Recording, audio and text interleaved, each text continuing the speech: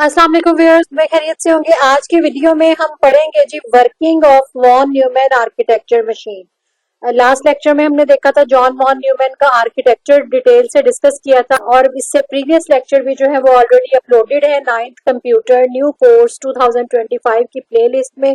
वहां से आप जाके जो है वो बाकी लेक्चर्स देख सकते हैं। अभी तक चैनल को सब्सक्राइब नहीं किया तो सब्सक्राइब कर लें, बेल आइकन को ऑल नोटिफिकेशन पे सेट कर लें ताकि हर नई आने वाली वीडियो आपको सबसे पहले मिले। तो स्टार्ट करते हैं आज की वीडियो। वर्किंग देखेंगे जी। इसमें von Neumann architecture encompasses 3 essential stages for a CPU to carry out instructions, namely retrieval, interpretation, execution and storage। यानी जो वर्किंग होती है एक वॉन न्यूमैन आर्किटेक्चर मशीन के अंदर, उसकी स्टेजेस जो है वो क्या है। सबसे पहले इंस्ट्रक्शंस को कैरी आउट करना, उनको रिट्रीव करना। रिट्रीव कहाँ से करते हैं जी? इनपुट डिवाइसेस से। इंटरप्रेट कौन करता है और एग्जीक्यूट कौन करता है? आपका जो है वो CPU, उसका ALU और CU पार्ट जो है वो करता है। और स्टोर कौन करता है? स्टोरेज डिवाइसेस करती हैं। और अगर आपने आउटपुट दिखानी है तो वो आउटपुट डिवाइसेस पे जो है वो शो हो जाता है। तो ये बेसिकली इसका जो है वो कंप्लीट एक ओवरव्यू है। तो इसको हम डिटेल से डिस्कस करेंगे। वीडियो में तक हमारे साथ रहिएगा और अपने फ्रेंड्स के साथ शेयर करना मत भूलिएगा। To demonstrate this procedure we will use the example 2 digit addition with a basic calculator application.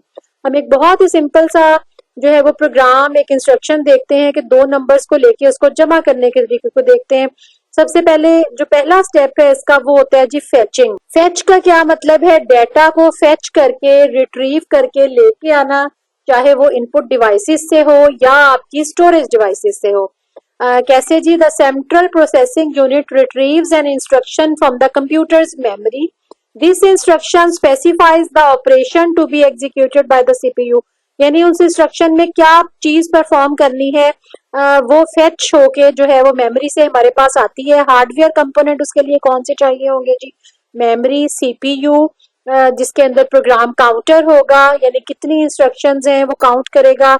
और इंस्ट्रक्शन रजिस्टर, और इंस्ट्रक्शन रजिस्टर के ऊपर क्या होता है कि जितनी भी, अगर आपके पास 10 इंस्ट्रक्शंस हैं मेमोरी के अंदर तो उसमें 10 इंस्ट्रक्शन रजिस्टर उसके अंदर होंगे जिसमें से वो बारी बारी तमाम इंस्ट्रक्शंस को एग्जीक्यूट करेगा। Specification, program counter stores the memory addresses of the subsequent instruction. यानी इंस्ट्रक्शन रजिस्टर के अंदर इंस्ट्रक्शंस होंगी और प्रोग्राम काउंटर के अंदर उनके एड्रेसेस होंगे। Once the address is stored in the memory, the instruction located at that location is retrieved and placed into instruction register. अभी जो मैंने आपको बात बताई कि जब एड्रेस जो है उसका सेव हो जाता है प्रोग्राम काउंटर के ऊपर, तो उस एड्रेस के ऊपर जो इंस्ट्रक्शंस होती है वो इंस्ट्रक्शन रजिस्टर के ऊपर आके प्लेस हो जाती है।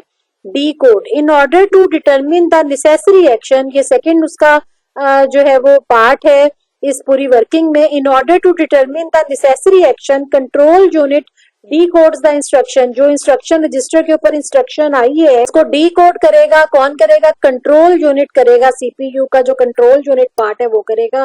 कंप्राइजिंग कंपोनेंट्स जो है वो कंट्रोल यूनिट, डिटेल उसकी क्या है? Control unit decodes the op code. Op code का क्या मतलब है? Operation code of the instruction and determines the required procedures and data. यानी वो डी कोड करके इंस्ट्रक्शन को देखेगा कि क्या इंस्ट्रक्शन है, किस तरीके से उसको कैरी आउट किया जाएगा, किस तरीके से एग्जीक्यूट किया जाएगा। ये सारा काम जो है वो डी कोडिंग के प्रोसेस में होता है। उसके बाद एग्जीक्यूशन है जी। डिस्क्रिप्शन क्या है एग्जीक्यूशन की? The CPU processes the instruction when the instruction involves a computation. ठीक है जी। CPU क्या करेगा? इंस्ट्रक्शन को प्रोसेस करेगा जब इंस्ट्रक्शन के अंदर कोई कंप्यूटेशन होगी। जैसे हमने 2+2 देखा। It is executed by the arithmetic logic unit. Plus का अमल सारा कहाँ होगा? ALU के अंदर, अरिथमेटिक लॉजिक यूनिट के अंदर होगा। Any task that requires transferring data between several location is managed by CU। और जाहिर है इसको कंट्रोल कौन करेगा? वो CU कंट्रोल यूनिट करेगा। और इस एग्जीक्यूशन के प्रोसेस में इन्वॉल्व कंपोनेंट्स कौन से होंगे? एक ALU होगा जो कि इसमें कंप्यूटेशन का काम करेगा और CPU उसको कंट्रोल करेगा। डिटेल इसकी क्या है जी? Arithmetic and logic unit carries out mathematical and logical calculation while the control unit handles data transmission activities. और जब प्रोसेसिंग हो जाएगी एट द एंड क्या होगा जी? स्टोरिंग होगी। The outcomes of the computation is either return to memory और send to an output device.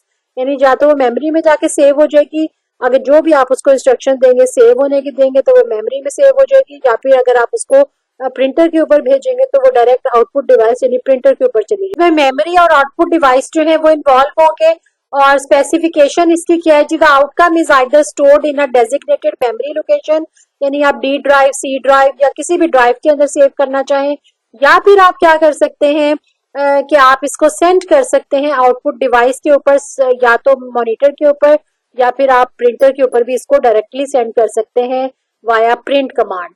तो ये था जी इसकी वर्किंग। इसकी मैं आपको दिखाती हूँ जी, डायग्राम भी हम देखो करीब करके दिखाती हूँ जी। ये बसेस हैं बेसिकली, यहाँ से ये सारी की सारी जो है ये आपकी इनपुट और आईओ डिवाइसेस हैं, और आईओ डिवाइसेस के थ्रू देखें सीपीयू और रैम में डबल एरो लगे हुए हैं, यानी कि इसमें डाटा बसेस के थ्रू आ भी रहा होता है, जा भी रहा होता है।